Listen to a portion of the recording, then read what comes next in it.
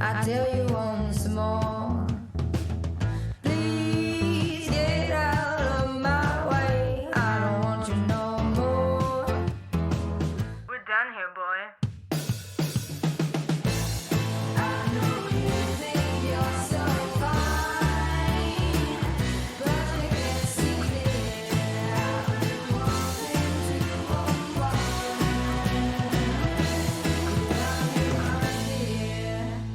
Hello and welcome to Women Leading in Cannabis. I'm your host, Kyra Reed. Thank you for joining us. Our guest today is Stormy Simon. Welcome, Stormy. Thanks, Kyra. Thanks for having me. Stormy Simon is an e-commerce pioneer, corporate leader, cannabis activist, and the host of the podcast Lunch with Stormy. Stormy spent 15 years of her career at the e-commerce retailer overstock.com, beginning her tenure as a temp and eventually rising to president of the nearly $2 billion a year company in 2013. In 2016, Stormy stepped down from the presidency at Overstock and followed her passion into the burgeoning world of cannabis. A longtime can evangelist and recreational usage proponent, she began working at a cultivation center in Denver to fully immerse herself in the industry. Throughout that journey, she became a passionate medical advocate, and in 2017, joined the board of High Times, an unconventional leader who went straight into the workforce, bypassing college and business school. She's managed to be featured throughout the media landscape in outlets like Inc., Forbes, San Francisco Chronicle, MSN, Cheddar, Yahoo, Entrepreneur, Pop Sugar, CNBC, and Fox Business. Wow. Stormy, you have one of the most impressive resumes in the cannabis industry. I am so excited to talk to you today. Oh my gosh, thank you. I'm excited too. You have a fascinating journey to working in the cannabis industry. Would you share with us your story from president of Overstock.com to being hired as the CEO of High Times to running for Congress in Utah this year? Yeah, it's a pretty funny path. In 2016, I left Overstock as president and jumped into cannabis, not having any idea what that really meant. Just knowing that it hadn't been done before, and we had a couple states that were legalized for adult usage, which I thought was fascinating.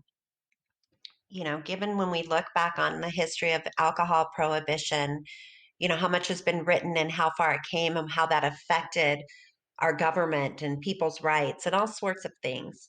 And that's what drew me in. The piece of the business, when folks talk about the green rush, that really wasn't in my head at the time. I had been a cannabis user, supporter, whatever word people want to put around it, but I guess in the stigmatized world, it would have been like stoner or something. But, regardless, I was attracted to the plant and really the idea of this business, something that's never been done before. The state's literally getting ahead of the federal government, and moved to Denver, moved around to Denver and California, a few different things there, really wide-eyed and in awe at all of the things that were happening around it, entrepreneurs, mom and pops, the medicinal side, the civil rights side, even hemp, all of the products that hemp can bring in this suppression of the plant. I went down this, rabbit hole of why are we where we're at? Why are we fighting so hard for something so, pure?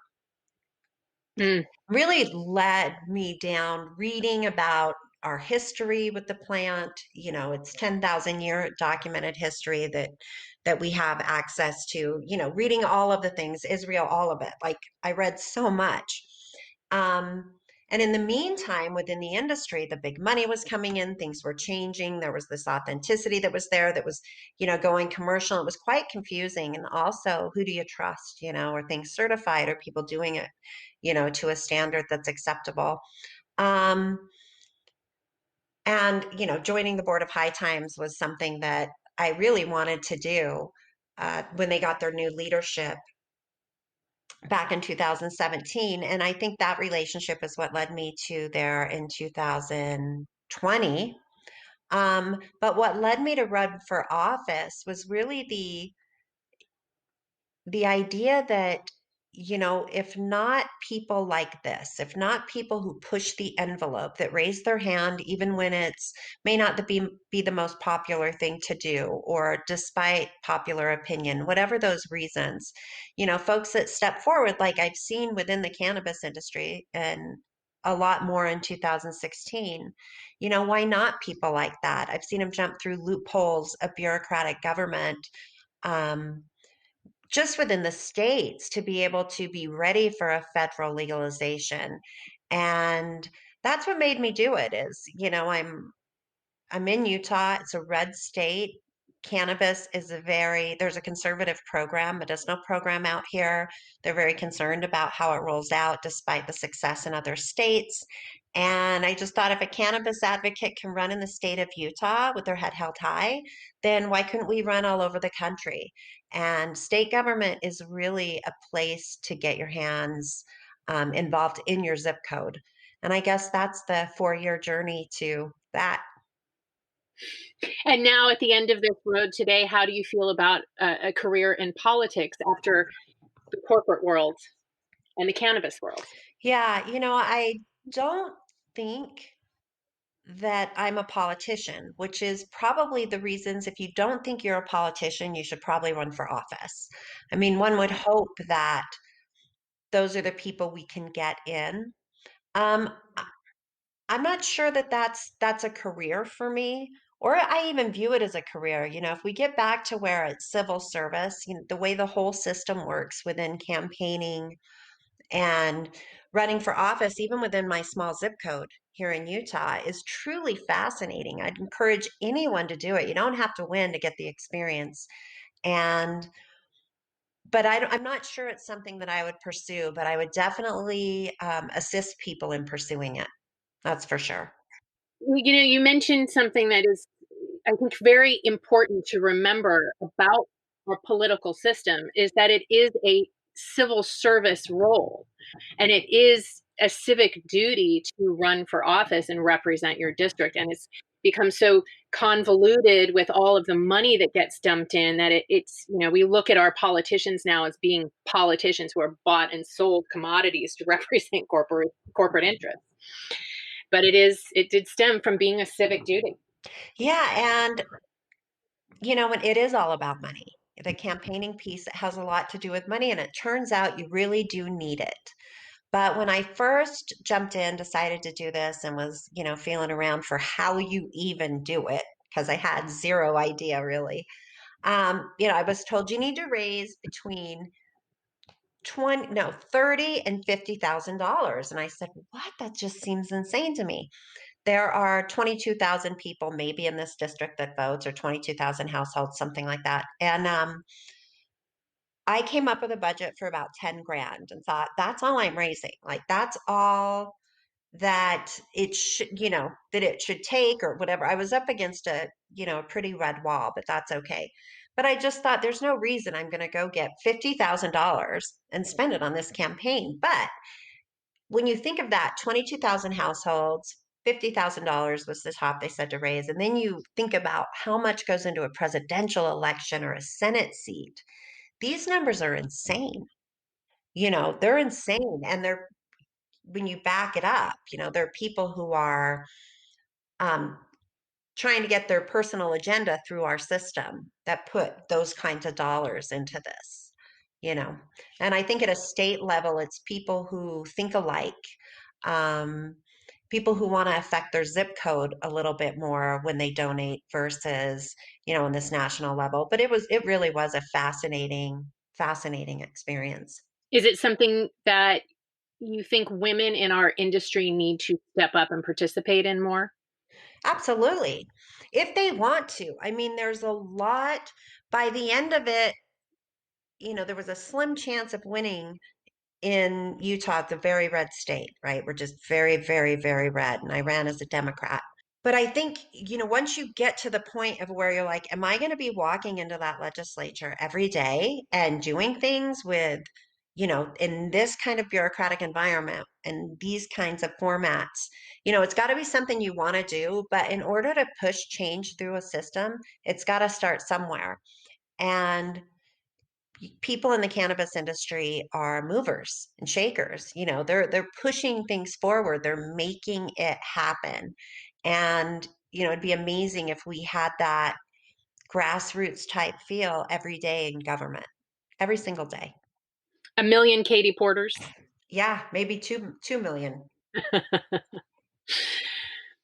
As someone who skipped college and business school myself, I am really curious where you cultivated your leadership skills. And when you found yourself in a leadership role, was that something that you had aspired to? Was it a comfortable transition or was it something you were reluctant to accept? Um, the transition was absolutely comfortable. Did I aspire to it? I'm not sure I ever dreamed, that I could be or have that title or would do that in business. I'm not sure about that. But, I always envisioned myself like wanted to be in the business suit and, as a little girl, wanted to carry a briefcase and was more drawn to that type of, playtime. But moving into it, there was, before Overstock, most jobs that I had, I wound up in a leadership position. So, I don't know if that's just the way I work or, God given, whatever it is. But within Overstock, I joined at such a ground level that the ideas I had and then were able to implement and, take it step by step, the natural course of steps actually, and then have done it really well. It just organically played out. There was never a moment in my head where I thought, you know what, I'm going to be president of this company. It just didn't enter. The work entered, and the work and performance is what got me there. It wasn't, on my vision board. And how did you come into managing people? Because that's something that, women either are really, really comfortable with it and they embrace it, or it can be a very terrifying prospect to now have all of these people underneath you that depend on you, that you have to lead in the same direction with all different agendas and ideas and backgrounds. Where did you cultivate your ability to do that? Because you obviously wouldn't have been put in place as president of a company like Overstock unless you were really good at doing that. Yeah, it's interesting because some of the mentors, like I would say I did a terrible job at times. Like I have things that I cringe, like where I think, oh my God, as a leader, I belittled that person, or you Mm. know what I mean? I really did. And I did those things, and you stumble through them and you look back, but at the moments of intensity, especially a $2 billion company, it's like, yeah, there's moments that you're so busy or you just don't have time for it or you're having a bad day. But I think the leadership piece, I love people. I love talking to people. I'm genuinely interested in their stories, and I enjoy working together. I'm not a soloist. I like teams. I like building them and working together and finding people's talents, their innate talent, like what they're good at and what they're not good at. And then keep them in that realm. Why ever, put somebody in a public speaking position if it makes them totally terrified? There's zero reason for that. So just finding where people's innate, personalities fit and allowing them to be that personality is, where people can be comfortable. And by no means have I been a perfect leader. I've had my greatest days and then I've had my darkest as a leader. But, all you can do is learn and move on. And I think as women, we want to be liked. And I Mm. would say there were moments I had to turn off emotion to get through what I had to get through, like turn off the feeling. Um, and you can't be liked. If you're managing 2,000 people, you can't have an approval rating of 100%. It's just not going to happen. You have to draw your line. You have to pick your side. You have to go against the grain. You have to gain efficiencies. You have to lay people off. You have to do all of these things. And there's never a moment where every single person is like, I'm happy, but Mhm. can they trust you? Can they Will you use good judgment? Things like that are really important, I think, when leading people.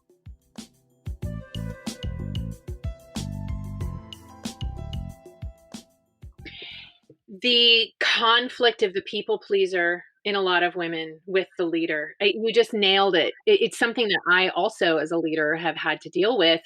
And it comes across in really little ways that, I wouldn't necessarily say that I am a people pleaser or that I really worry that people like me. But I'm realizing as I am put in a position to lead more people within my company, there are little things, little concessions that I make for people because I don't want to upset them. I don't want to create conflict. I want everything to be okay. And it comes right in conflict with, well, you're now leading. And so you can't do that. And it's been a really interesting transition for me to make at a much smaller scale than you were doing. But I think it's a really valid and important thing to recognize in a lot of women leaders is these smaller things that hold us back in our roles because we are relationship managers and we do want everyone to be happy and we do want everyone to be okay and get along and all of these things, and it just comes in direct conflict with the leadership role, which can also at times be the bitch role, and no one wants that to be assigned to that role. So how did you balance that for yourself and kind of embrace that part of you that had to be hard and not nice? I really did have to turn it off at times. Mm, You do have to make hard decisions, and you can't, sometimes the basis of those decisions can't be humans. They just can't be when you're running a business. yeah. Even though it's all the humans that make it tick, it's all the humans that make it happen, it's humans that you love, appreciate, they still can't be the basis for some of those decisions. You have to remove that from the equation. And you make decisions off spreadsheets and numbers, and it's not an easy role to play, but I think the more you do it, the more desensitized you might become to it. But I remember the day when I just said, I'm not firing anyone else. Like, I am personally not doing it. I'm just not. It was too much. It just got to be like, it's so hard to lay people off or so hard to let someone go, even if they're a bad employee. It's terrible.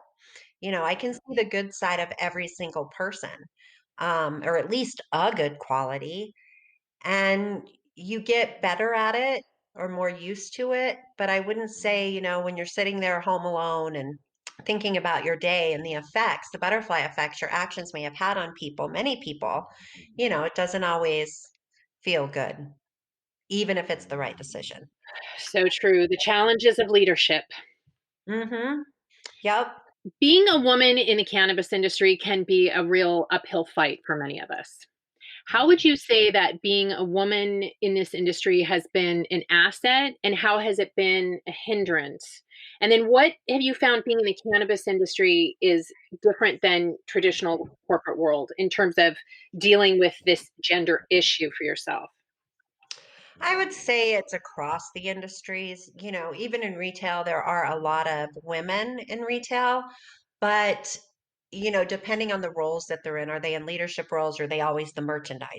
Are Mhm. they always the HR role? Are they the CFO? Are they, so I think that is every industry struggles with, being more equal in women in the workforce. But in cannabis, it was so interesting to watch the money come in. And it is a lot of male money. And I'm not sure that my gender, matters, other than, when I have an opinion, or, you know what I mean? I think there's times that the point of view is different because of my gender. Mhm. But, in the cannabis industry, I think as women, especially at my age, in your 50s, you've experienced so much of, what we always, this umbrella of the Me Too movement, but if you say Me Too is strictly, you know, sexual harassment or whatever, sexual innuendos, whatever we've had to deal with as women, because it was always there. But let's put that in the Me Too umbrella. And then this other umbrella of like the boys club. And the boys club is real. Like, I don't know that it's any fault of their own or just the way the country has grown up, but the boys club is real. And is that in the cannabis industry? Yes. Oh my goodness. I wouldn't say every single boy is in a club, but it's there as much as it is anywhere else. And maybe that's where the money is, or maybe that's where, you got to go, or it's just the network is so in place that they bring each other along. But I think it's more of a network and structural thing versus like because I'm female. Mm, I just think it's the way the world has evolved. hmm. We 5 years ago we weren't even talking about this stuff, you Right. know. So I think, the Me Too movement has definitely forced the world to start looking at it, which is great. But, I guess if the question was, is there the same struggles in cannabis as in other industries? I would say absolutely. The community of women in the cannabis industry is large and growing every day. We are wrapping in women from the psychedelic studies now internationally. This community of women is growing, and you have been a big part of it for several years now. You keynote at events, you jump on board to help women's causes. I mean, you are ever present in the community of women in the industry, in women empowered in cannabis, and in other things that are women focused. So I kind of want to ask you about a sensitive subject because as a leader in the industry, I want to hear what your perspective is on how we need to deal with this. So, you were a keynote at the House of Jane Women in Plant Medicine Summit in September. Yep. During your keynote, you mentioned an incident that happened on social media. There was a woman who'd posted something pretty negative about the conference, and you chimed in to set the record straight and found that it got to be a really sticky situation. And the Yeah. funny thing is that this is not unusual. And I see it happening frequently in the community. I have women coming to me constantly. And it's something that I'm having a hard time wrapping my head around because we have these women like yourself, like myself, who put others before them and really work hard to ensure that there's a safe, stable community for women to become a part of the industry and find their niche and be accepted and have the help that women really want from each other. And then we have women who kind of throw bombs and work against what others are trying to do. And it's almost like the snake eating its tail. And yet, at the same time, we have evolved from an industry where without unity and a tight message, we never would have experienced where we are today, which is legalization in so many states and potentially throughout the US. And I see that what may have happened is once we got there, once we crossed that finish line, internally it just started to fray. And as a community of women, if we came together, my God, the power of our voice. But we don't. Instead, this is what happens. Why do you think this is so intense in cannabis? And what can we do to create more unity among us as women? I think with cannabis, it's this interesting thing because it's so historic. So many people literally risked their freedom to distribute the plant or grow the plant or create the medicine. And so when I entered the industry, I caught that pretty quick, like the OGs, the real people that should be, developing the brands and things like that. So I caught on to that pretty quick is that like I was viewed as this, business person, I guess I don't really know how I was viewed. Who knows? But I wasn't definitely not one of the OGs, the originals.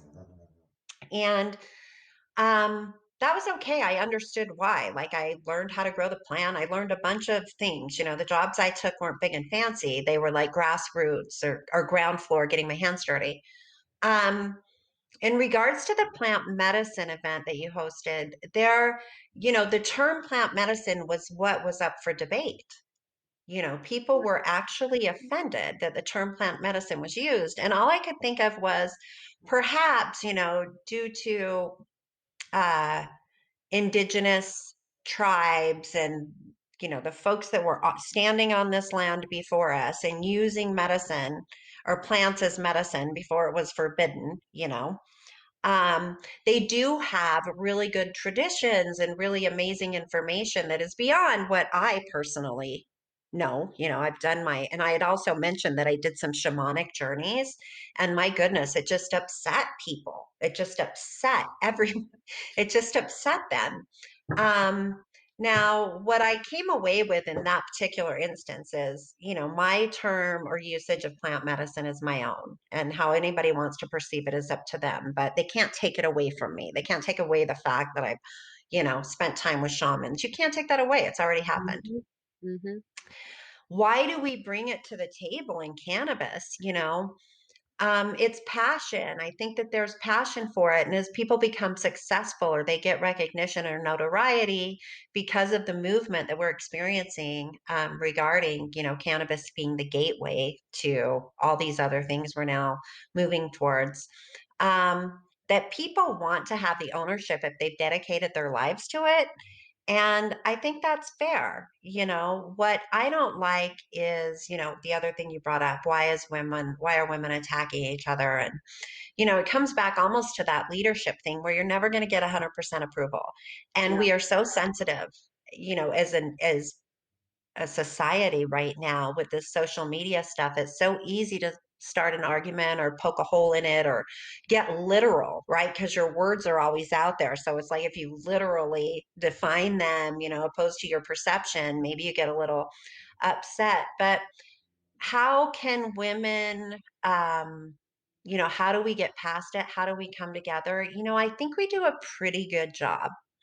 Um, you know, Historically we were raised like, oh, look what she's wearing, or you know what I mean? Mhm. I think we were raised more as women to be against each other, to view each other as a competition in some sense, but that's falling away too as society grows up. So, um, I don't know, I just think that that support of, maybe if you don't like something, keep scrolling, but there's also the support of standing up for yourself. And if you are, if someone does come at you, um, you just get to be your opinion too. As much as they get to be their opinion or not like what you're doing, you get to like it and force your opinion about what you're doing. And that's it. Approval rating is never 100%. So, I can't say that we can all hold hands and sing Kumbaya. I think we do a pretty good job. It's a pretty good job, not bad.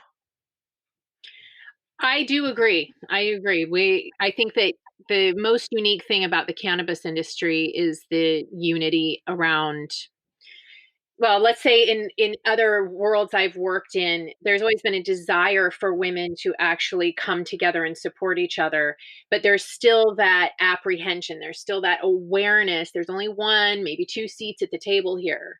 And in cannabis, I like to say that we're building that table together, because it isn't really so much about what can you do for me in this moment, but do you have information that I need to know? So if you're a nurse or a scientist and I'm in marketing, we have a lot to share with each other. And it really doesn't matter where you land on the supply chain, how long you've been around, or if you just came in from another industry. There's so much information to share with each other that it has, and on the one hand, it's created this absolutely incredible warmth among the women in the industry and support, but it's also kind of as wonderful and warm is also as dark and cold as it can get when women turn on each other. So it still does create this kind of tear in the fabric of our community that, I see a lot, and I really am focused on 2021 and figuring out ways that we can, allow these differences between us, but also remain together in a way that our voice has more power, because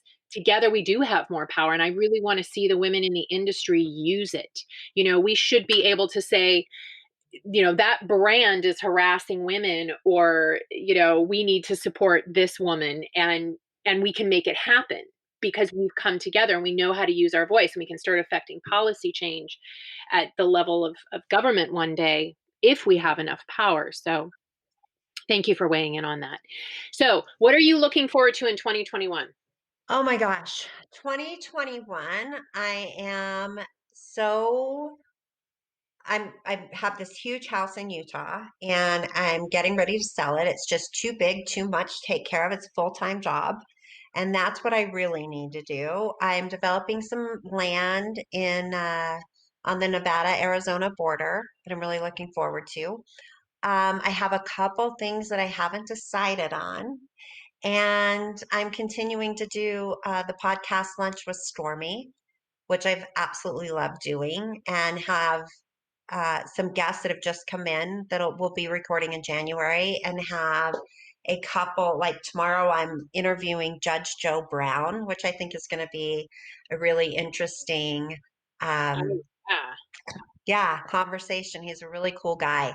And I'm just looking forward to, for me, what COVID has done was it stopped my crazy train. For the past, while it overstocked for the past 10 years, I had been traveling at least every week. And, once I jumped into cannabis, I lived in Utah part-time and just kept moving and moving and busy, busy. There's so much to look at and so many shiny objects. And so COVID stopped my train, and I realized that that was the best thing that could have happened because as a young parent, I've been going a million miles an hour for a really long time.